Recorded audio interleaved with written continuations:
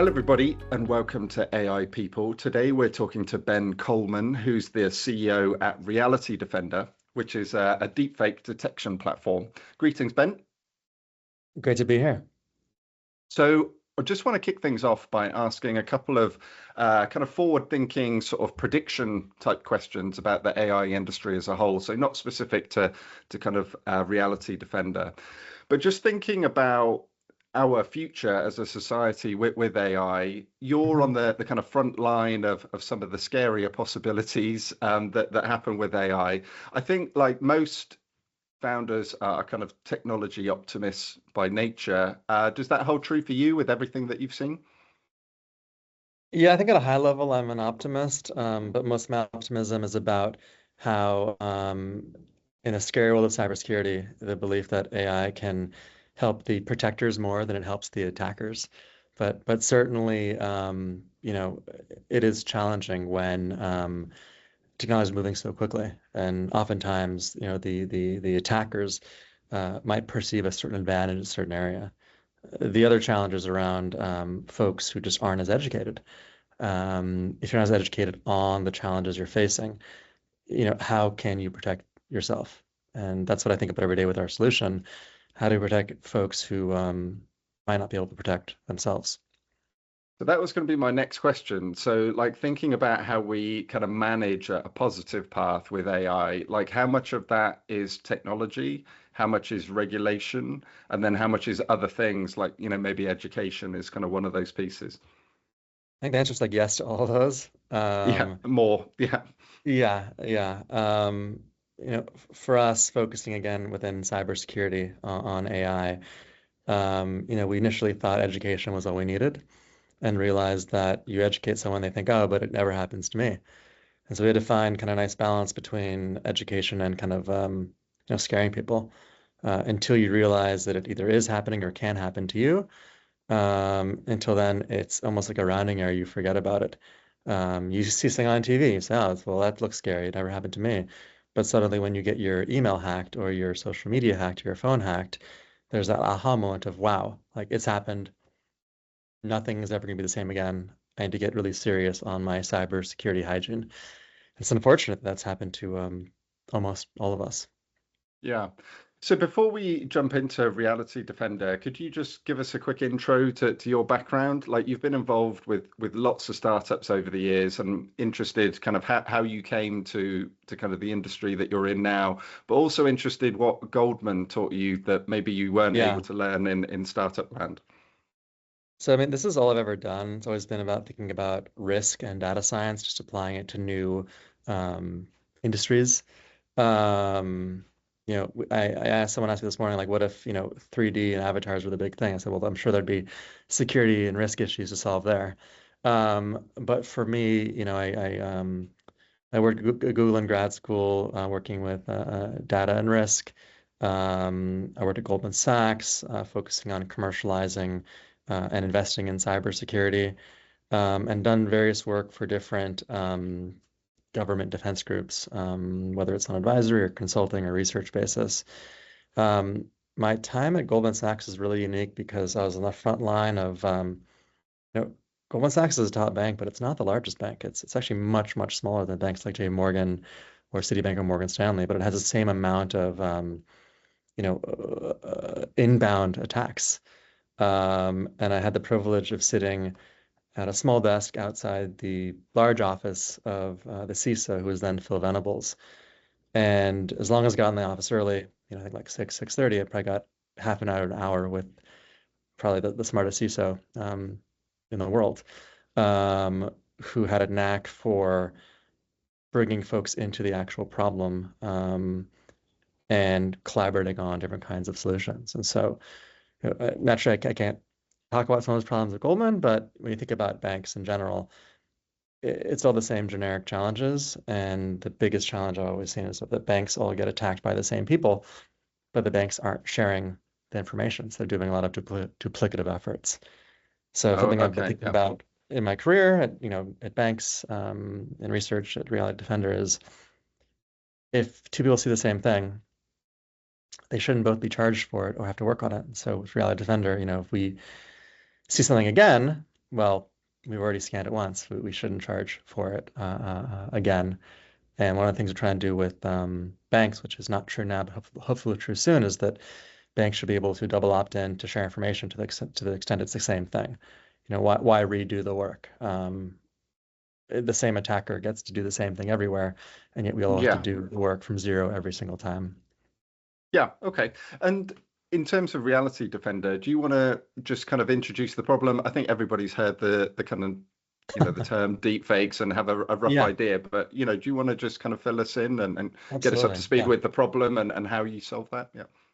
Yeah, I mean, with an explosion of generative AI, it's creating creativity and productivity on demand. There's tens of thousands of free or low-cost tools online, but also creates fraud on demand. Without being a computer science expert or an AI expert, my 8-year-old son, my 80-year-old parents can create a dangerous deepfake limited only by their imagination. They could attack companies, attack bank accounts, attack political and governmental leaders, create non-consensual AI pornography, or worse than that, AI child sexual abuse material. And Reality Defender detects all of that in near real time. We scan real-time phone calls and video conferencing for top banks. We scan online materials for regulated platforms, but also governments as well. We could scan anything that is touching audio, video, images, or text. That includes all real-time communications, identity verification, onboarding, email, browser sessions, and beyond. In a world where almost everything you see can be touched by AI, we tell you if there's AI, we tell you where it is, we tell you how confident we are, and we do it in a way where you don't have to be an expert to understand if you should flag or block a user or a picture or a wire transfer or an account pass or reset. And for a company that kind of doesn't have this type of solution in place and they think, oh, we're okay now, we'll wait We're and okay now. see until Yeah. something happens. Like what's the kind of average or typical cost, if they, Yeah. they get hit by a deepfake incident? Yeah, I mean, I think I saw the last average cost. I think I said it was about $80,000. I'd argue it's a lot more. You're not measuring the kind of the brand safety and the kind of executive reputation challenges there as well. But to your point, like we have our clients call us because they want to get ahead of the problem, have our clients call us because they have a problem right now that they need to solve. Whether it's their leadership or their board of directors says, like, you need to solve this by the end of the week. And that's happening more and more often, just given how prevalent the tools are and how available the fraud playbooks are for bad actors globally. And you've given developers like free access to your API, is that right? And is Yeah, that early this part year, of, early this year, we opened up our solution. We thought it was really important to be as open as possible. So we opened up access to our API and SDKs so that I think now we're getting I don't know, somewhere between like 700 to 800 platforms and developers each month building on our solution. So what that means is that they can log in for free, get a key. I think we're giving 3 months of free access, and they could develop how Reality Defender's real-time signal can support their own use cases. And we're finding a lot of use cases that we never would have thought about ourselves. If you could see it, if you could hear it, if you could read it, you should probably find out if there's AI involved. and I wonder just from a strategy point of view, how's that affected like that education piece? Like, do people now kind of realize risks that they perhaps even had no idea about before they started using the platform? I think a lot of folks definitely did not realize how much of what they're engaging with already has been affected by AI. We're speaking right now to one of the largest streaming platforms, and just like the early data on how much of it, uh, say, I generated, whether you call it AI slop or AI manipulation, um, it's wild. It's the majority majority of the media on the platform. Yeah, no, I mean, I think Yeah, everybody who watches YouTube can I very much yeah. believe that, can't they? So, Yeah, without naming any of the brands, I want to be careful to say that like we're very much pro AI and pro AI acceleration. We're not trying to say you should block generative media. We're not saying it's bad. All we're saying is that there is kind of there should be a human right to know if it's AI or not, and you make your own determination. The same way for my kids, on their tablets, I've used parental controls to block, nudity and violence and few other things. I'd like to be able to block generative media because it could be anything. Now, other folks, maybe me on my own computer, maybe I don't mind it as well. But in a world where consumers want this type of this human right, the fact that right now is not only they not have the right, but they're told a lot of things are real. It's an impossible gamble. And you've kind of chosen with the company to have kind of a laser focus on deepfake detection. Have you been That's asked it. by customers to adopt use cases which are outside of that? And how did you Yeah. make the decision? Yeah, they've asked us to do things like biometrics or things like provenance. And our view is that with startups, focus, focus, focus, focus, focus. So we focus on one thing. We're fantastic at it. We have nearly 50 people, majority are PhD researchers, engineers, and this is the only thing we think about every day. Because of our public API and SDKs, it means that much better developers or product managers can then take our signal and build it into all kinds of other tools. And so we are this infrastructure layer signal, and folks in various industries and verticals and horizontals can then consume that signal and build, much more valuable tools for their markets. And so as long as we stay focused, we'll stay leading the pack in this very, very focused area. And thinking about like the wider AI landscape, you know, with the content platforms and social media platforms, are they doing enough to kind of combat deepfakes, or do you think they're kind of failing the consumers at Yeah, this point? they're failing simply because they're not required to do anything. So either they'll use various watermarking, which, it's a good first step, but it's not enough, given that most watermarks can be faked or just ignored. My father will say, "Hey, Ben, look at this. It has a watermark. It must be real." I said, "Dad, do you know how to check the watermark?" "Well, I mean, it's there. I could see it." Well, that's not enough. Or something can spread elsewhere where no one cares what watermark's on Telegram or WhatsApp. Some of the most, scary, crazy things, they were obviously fake, and it had a watermark because someone just uploaded them onto a design platform to add a watermark. And the watermark doesn't prove it's real; it just proves that at one point you set a moment in time where you're adding a hash value. So anyhow, it goes back to education, but there's a challenge right now with watermarking or community notes because community notes means that it's already gone viral, and Hmm. once something's on the internet, it's there forever. Great. There's some people explaining that it's not real, but it's already caused harm. There was what looked like an explosion at the Pentagon about a year or two ago that led to $100 billion flash crash in the market. Well, there's Wow. community notes to Yeah. say it's fake, but that was already too late. Yeah, and everybody's seen it and never see the Yeah. Yeah. community So notes. Yeah. the simple regulations we're working towards are not to block it, but to flag it during an upload process, which will change the algorithms and obviously change how people are engaging with it. Um, our belief is that people know that something is not real. Um, they will decide they don't want to say anything else like that. And so that potential viral video of an explosion or a deep fake non-consensual pornography of somebody will not have the opportunity to go as viral because so many folks will preemptively say that they don't want to see that type of AI slop. And what's your take on the EU AI Act? I think one of the things mentioned in there is like required AI tags. Like, do you think that will Yep. help, or a bad actor is just going to ignore that kind of thing? I think that there's no new playbook needed. We already have these things in terms of nudity, violence, underage materials, copyrighted music and videos.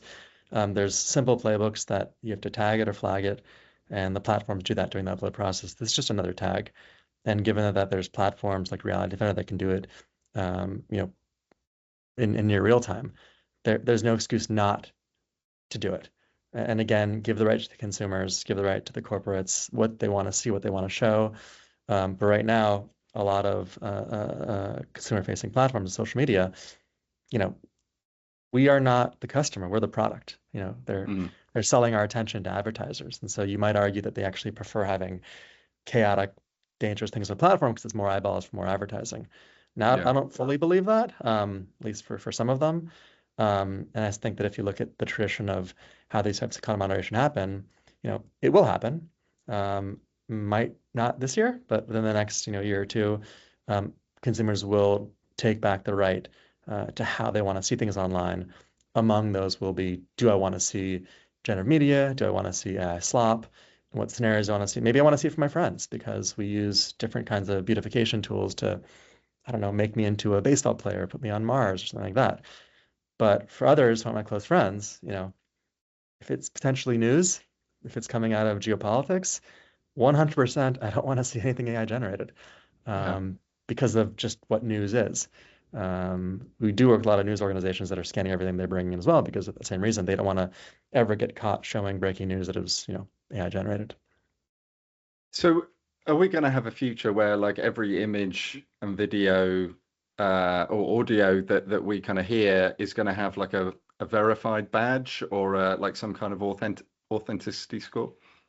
I think we look back on like antivirus technology, and I don't know how old you are, but I remember a time when you Yeah, pick I you pick you remember. pick Yeah. you pick certain files you want to scan because it was just too expensive computationally.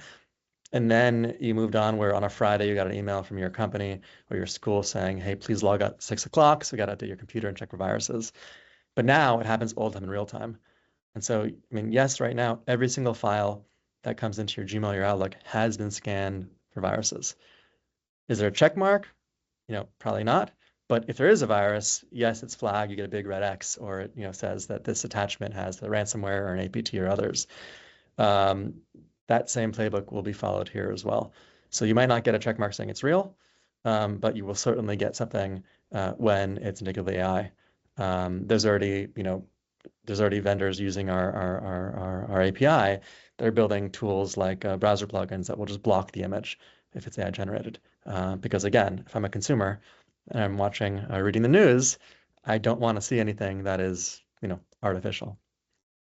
And beyond deepfakes, what are the other kind of AI-driven threats which keep you up at night? Thinking about like automated hacking or kind of Yeah. using like Claude was used for a hack recently, wasn't it? Yeah, I mean, when I think about social engineering, things that kind of haven't happened since the 90s are back with a vengeance, given you can now use LLMs to create social engineering scripts. So it's not a deepfake, but it's, using generative AI to create a script within a human will read, and you can automate the process of how to just really efficiently hack people who are not as technical. So, the elderly, huge targets for fraud. So anyhow, I think that social engineering is back with a vengeance. And now that you can use AI to better respond quicker, it creates huge challenges that are, absolutely human and not artificial in nature.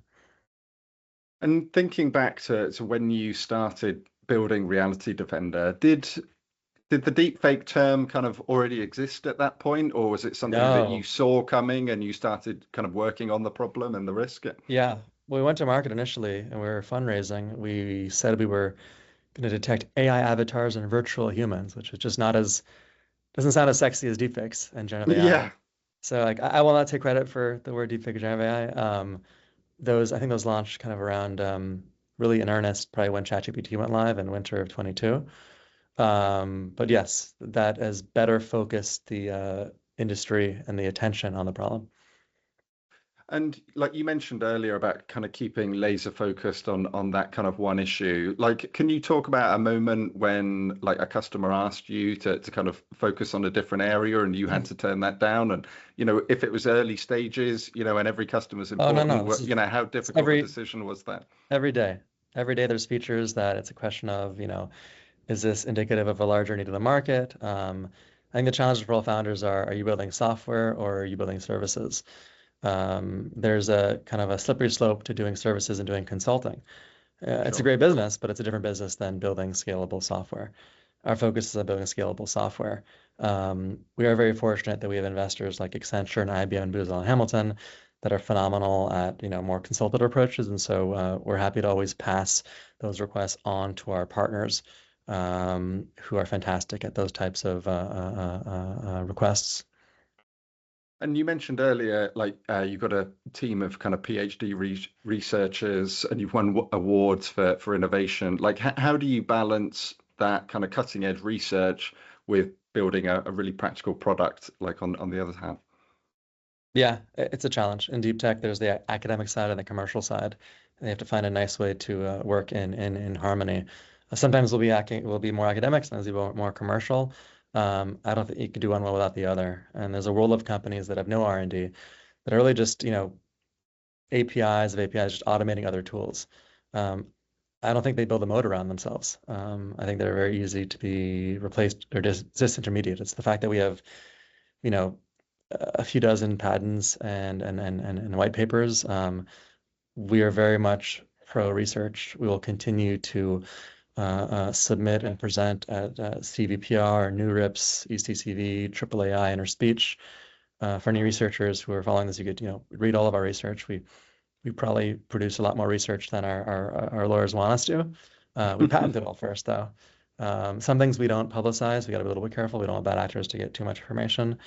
But yeah, for any researchers who are listening, we'd love you to read our research. We'd love you to look at our job postings. We'd love to see how we can support you in your PhD or postdocs. We do a lot of interesting collaborations with with PhD and postdoc interns. And if you support work we're doing, your name is on the paper, your name is on the patent. We're very aware of, when we were younger, when did a lot of work, we didn't get our name on the paper. And so whether you're an intern or whatever, your name's on it. And if you don't work on it, well, just because you're the manager, you're not going to have your name on it. And like looking at some of your earlier startups, I noticed one of them was, I think it was called I Place a Vote or You Place a Vote or something like that. It was about kind of getting people more engaged in politics and having more of a say in that. It's, I noted there was quite an ethical kind of background between a few of the companies that you started. Was that important to you in building Reality Defender? Absolutely. Like I think one constant theme of everything I've worked on has been around either protecting data or finding data or removing data or enriching your own data in a way. And so, whether a previous company were trying to protect corporate data or, here RealityDefender protect your personal data, which is, you can't reset your face or your voice if it's ever stolen. This has been a constant theme in everything I'm doing. And that's what makes it exciting. I feel like I can build a enduring, sustainable business as a capitalist, and I can also do things that are net positive for the world as well. And I think that also attracts a lot of awesome folks on our team. We are extremely flat organization, so we think of it more as a partnership than any kind of hierarchical org. Every single person is passionate about what we're doing. Every single person goes home on a weekend and has curiosities and has different ideas and experiments, comes in on Monday and says, "Hey, I tried this thing, it didn't work, but like let's talk about it." And that's awesome. And last question, like you spoke to the US Senate recently or about deepfakes. What was that experience like? Obviously doing that at a kind of relatively young age, and how did that affect your kind of view of your role in this fight, really? Yeah, it was a little nerve-wracking. The weekend before, I did a crash course of how to engage in that type of environment, and the biggest challenge was we're experts at this one very narrow thing. Obviously, senators want to ask a lot of other things, and so I had to be really careful on not answering questions of things that I just wasn't strong at. So very respectfully saying, Senator, colleague Senator Blumenthal, I may not be the best person to answer that question, but what I can answer is X and Y. So we prepared. We prepared a lot for it, and I think it went really well. And our goal is that this is an issue that is not political. It's truly bipartisan. We have left wing and right wing and central, all really passionate on this. And so it's really just about getting legislation sorted that can kind of create a stepping stone, which is happening in every country. Every country is taking kind of a walk before you run approach. You don't want to slow down innovation, but you also want to ensure in these very small edge case, you're not, creating these existential risks. Yeah, I mean, you don't need political views to kind of understand the risks, do you? So, No. well, it's been great having you on today, Ben. If people want to get in touch and discuss, like, what's the best way to reach you? Do you live on LinkedIn, X, email? Yes to all of those. Google us, you'll see us there. RealityDefender.com. If you're a developer, it's RealityDefender.com/API. Any issues, you can reach out to us at hello@RealityDefender.com. Great stuff. Well, thank you for your time, and thanks to everybody watching, and stay tuned for the next episode of AI People coming soon.